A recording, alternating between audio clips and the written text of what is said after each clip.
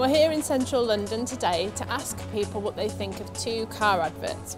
On the first car advert, we've got the information displayed at the bottom in the way that it is currently on car adverts. The second advert, the information is displayed differently, and we're going to ask people which they find the clearer to understand, which they prefer. With this first advert here, can you tell from the information that's on the advert whether this car is a low, a medium or a high emitter of CO2? I haven't got a clue.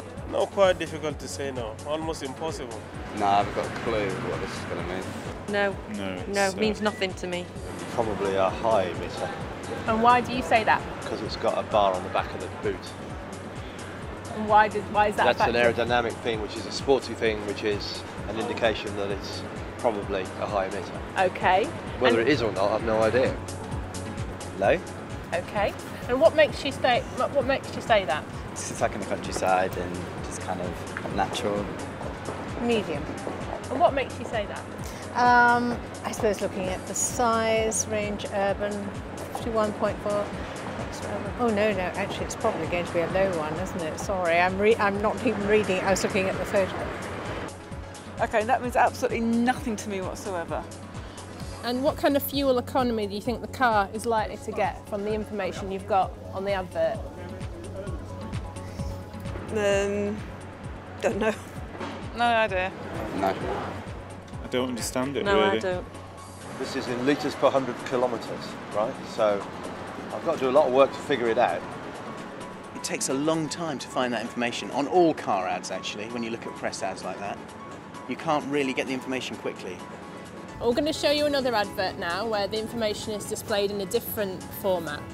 From the information on the advert, can you tell whether this car is a low, a medium or a high emitter of CO2? High. High. High. I'd say it'd be high. High. Reasonably high. Okay. Very high, actually. And what makes you think that? Because you can just read it easily in the chart. Yeah, so that's a lot clearer. That tells you straight away what band it's in. And those bands are becoming familiar to most people because when you buy a car now, you see this banding. So yeah, immediately you can tell how that car emitted and what it did. In terms of the tax bands, A to G, can you tell which this car would fall under? F. Isn't it in F? No idea. Well, it says F, so I don't know what the tax bands are, I just pay it. And can you tell from the way that the information is displayed here what the fuel cost would be, estimated fuel cost for the first 12,000 miles? By looking at that for a few seconds, yeah. It says it there, doesn't it? Fuel cost 12,000 miles, yeah.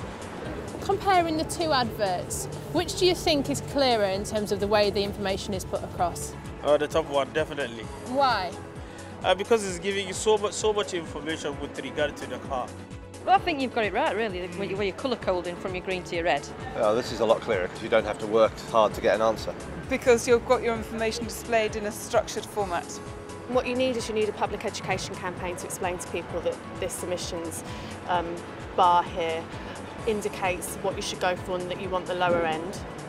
And I think that the public are perfectly capable of understanding that. It's obvious from this banding that you're looking at an approved banding system. No one's going to kind of persuade you with something else. You know that that is real and there, and you can see what the car does immediately.